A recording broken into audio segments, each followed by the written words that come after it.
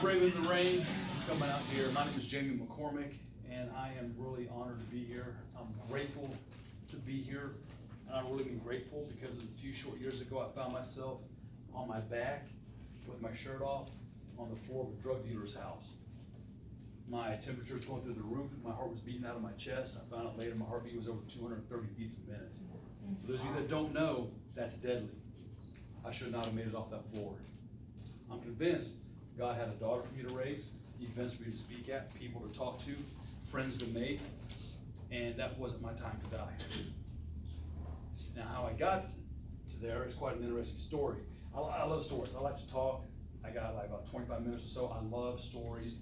I'll ask you questions, personal ones. I love getting to know people. I was born in Indiana, Muncie, Memorial Hospital, and when I was younger, I became interested in 4-H. I raised Australian Shepherds.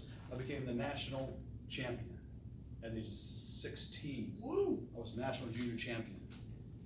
So we moved to Oklahoma. From there, I ended up going to 10 different schools in 5 different states. I was always the new kid, always getting beat up or fight, had to fight for respect.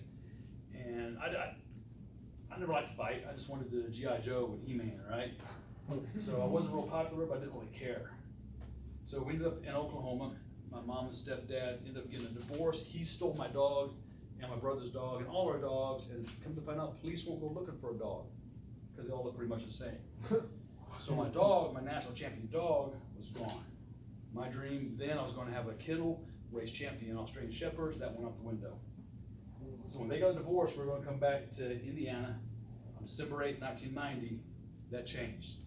We were having a party, and me and my brother were known for our parties. We drank, oh my goodness. Sex, drugs, and rock and roll of the 80s, right? That's what we all lived through. Oh, we respected that. I was on my knees over a railroad tie. I was throwing up. My brother walked by, I said, hi. He said, hi. He walked in the house. That's the last thing I ever said to him. Him and someone else went out that night driving. My brother lost his life. My mother lost his son, and I became an only child. Took the wind out of our sails and never came back to Indiana. I visited. I hate Oklahoma because it's too hot for me. It's too dusty. I like this. I like the people. I like the smell. I love Indiana. So when we buried my brother, of course, obviously that'll change you. What it did for us is it made us care just a little less. All of a sudden I have my gang of friends -1. And that was hard to deal with. We just drank a little bit. We played Dungeons and Dragons. We thought we were doing okay. We weren't doing okay. We were going down the wrong path. We didn't know it. When I was 22, I joined martial arts in Ada, Oklahoma. A year and a half, I'm a black belt. A year and a half later, I got my 2nd degree, promoted by the United States Martial Arts Association president of Sensei Phil Porter. He looked at me and one of the guys said, excellent fighters. And we were good. I was good at martial arts. I loved it. I excelled at it. It kept me off the streets. I still drank a little bit, but I didn't do too much. And then in 1994, my instructor was talking to me. He said, you need to consider going out for the 1996 Summer Games representing us in martial arts. He said, you got 2 years, we'll get you ready. I went, oh, okay. Instead of doing that, he ended up becoming addicted to meth and cocaine. Never contacted the Olympic team. They don't know who I am. Never took that route. I had a friend who was working for a construction guy. He was working for a guy who had a house in Texas. He was having a driveway built. And he asked my friend to go check on the construction of it. He asked me if I wanted to go. I said, sure. I was sitting at a table. He walked behind me. He said, you want some? And he flipped it over my head. It hit the table. It was a pack of methamphetamine. First time I ever did it. Now he walked on, so there was no one in the room, no peer pressure, none of that. So I cut up what's called a ½ gram in my first time. That's a lot of dope for your first time. I stayed up all that night, all the next day, all that night. The next day, the next night I went to sleep. We get back from Texas. I'm talking to my girlfriend. I said, hey, I tried meth. Instead of getting mad, she said, well, how'd you like it? I said, I don't know. We acted like it was candy, like it was a game. Maybe if she'd have gotten mad at me, I'd have taken a different road. But we acted like it was candy, like it was a game. So on and on and on, I get addicted. So I'm a black belt. I'm a 2nd degree black belt, and I'm on methamphetamine on the streets. I was a monster. I didn't care about you. I didn't care about your friends, your family. All I wanted was your money. The only friends I had were the friends I had before I ever started doing drugs. You don't make friends doing drugs. You make acquaintances. And I found that out also. So I'm an addict, and we're just tearing through life. And me and my friends, none of us were suicidal, but we didn't care to live. We did whatever we could. At 9 a.m., we were at the liquor store getting half gallon of tequila. 9 a.m. By noon, we were getting our second half gallon, no matter how many of us there were. And that's how we did. Our goal was to get messed up harder than you, faster, more, run you over, or bring you with us. And most people, we just ran over. They couldn't keep up. We were fierce. And then my life changed again. In 2001, I found out the girl I was dating was pregnant. She called me on the phone. She goes, hey, I'm pregnant, and I'm leaving you for your best friend. All in the same sentence. And that gave birth to my little girl sitting back there. At that moment, I hung up the phone, and I went in my bathroom, and I had no idea what I was going to do. I put my hands on the sink, and I looked in the mirror. Guess what I saw looking back at me? Someone take a guess. What do you think I saw looking back at me? No? Well, it was me. It was my character. And I had seen that reflection 1,000 times, and I'd never seen my character.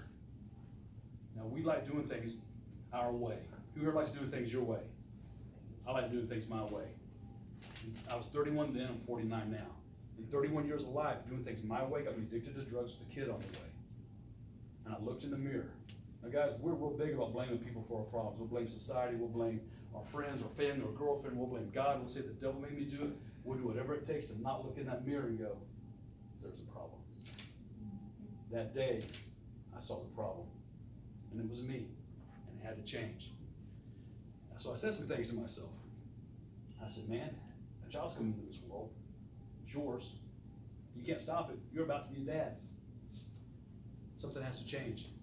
So I changed that night. I did drugs 2 more times after that night. They were the same person. Finally, I told him, I said, man, I can't do this with you anymore. I said, I got a child. If you want to do this, that's cool, but you're on your own. And I quit drugs, no rehab, no withdrawals. I just stopped. And there's my daughter. Woo! Now, I'm actually impressed with that. When I first found out I was pregnant, when I found out she was pregnant, I prayed that night, the most sincere prayer I've ever prayed. I said, God, don't let my daughter be messed up because I do drugs. I didn't know how babies were born addicted. I didn't know none of that, but I knew what I do affects other people. Everything we do, guys, affects other people. People are watching us. People are judging us if we don't, whether we want that or not. And whether we believe it or not, we judge other people. That's how we determine who we're going to have friends with. That determines who we want to date, what job we want to take, what job we don't want to take. We all judge. That's what we do. So I made a change that night. I made 3 changes. One, I was going to start going to church. Because I always heard that God was so loving. I'd always heard all these stories, and I thought, if God is so loved, like I hear, how much worse can my life get? The second thing I did is I kept my daughter my focus.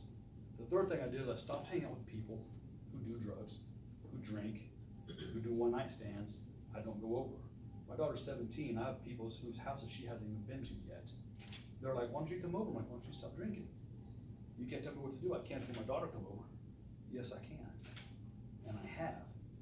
And I've stopped hanging out with those people because I do not want her around that thinking it's okay. She knows everything I've done. People are like, you can't tell your daughter that. Oh yeah, I can. And I do. She knows it all. Because I want her to know Dad understands what's going on. So I had to make some changes in my life. And I think I made some good ones. Of course, even since then, I've still made some bad ones. But overall, I think I've done a pretty good job with my life. And considering where I was, from the bathroom floor of a drug dealer's house to standing right here, I think I did some okay things. But I had to understand that it all starts with my thoughts. It all starts with what I speak. The Bible says, as a man thinketh, so is he. From the bottom of the heart, so a man speaks. What are you speaking? What are you thinking about yourself?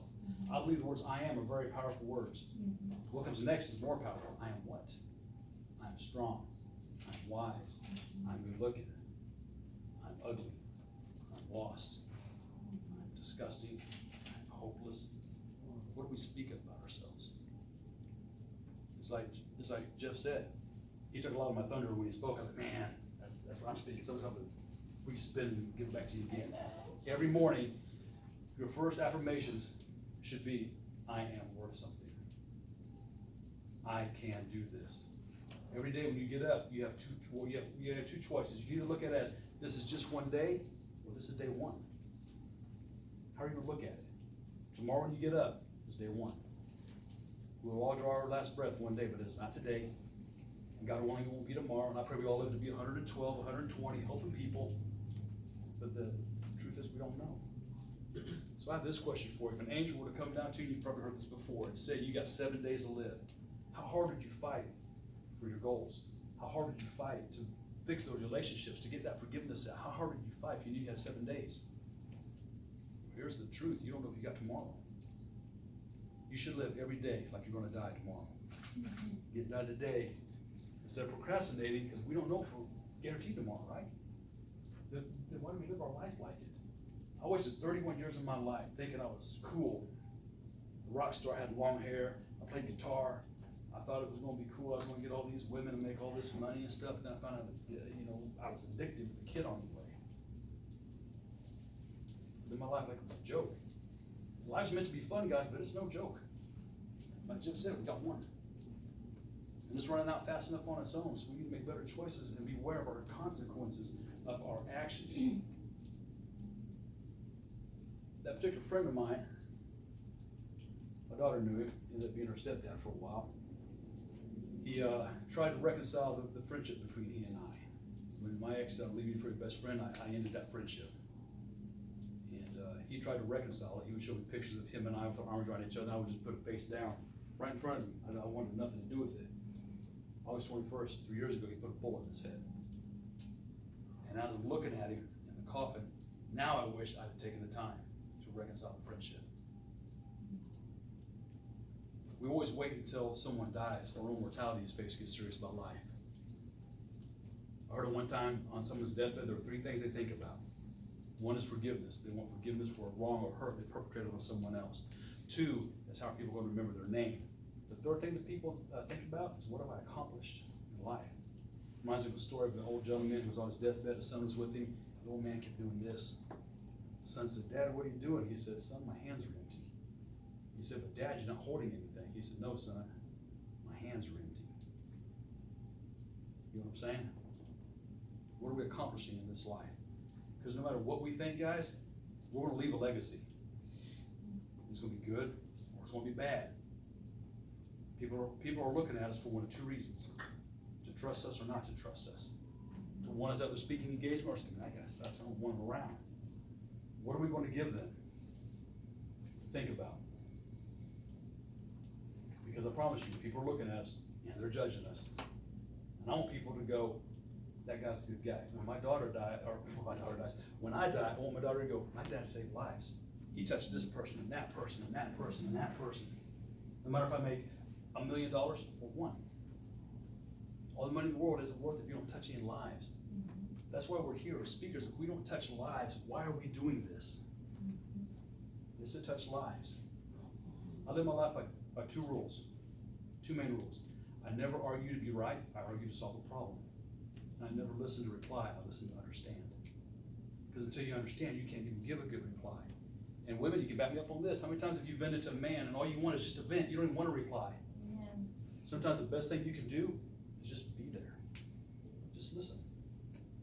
Then when they're done, may I give you my opinion? I'll never give I always ask, may I give you my opinion? Would you like to hear what I have to say? If they say, yeah, I give it.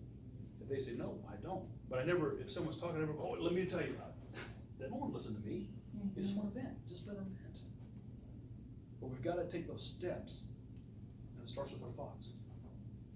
Everything starts with our thoughts. Then it becomes words. Then it becomes an action. The action will become a habit. The habit will become your legacy. So what kind of legacy do you want to leave?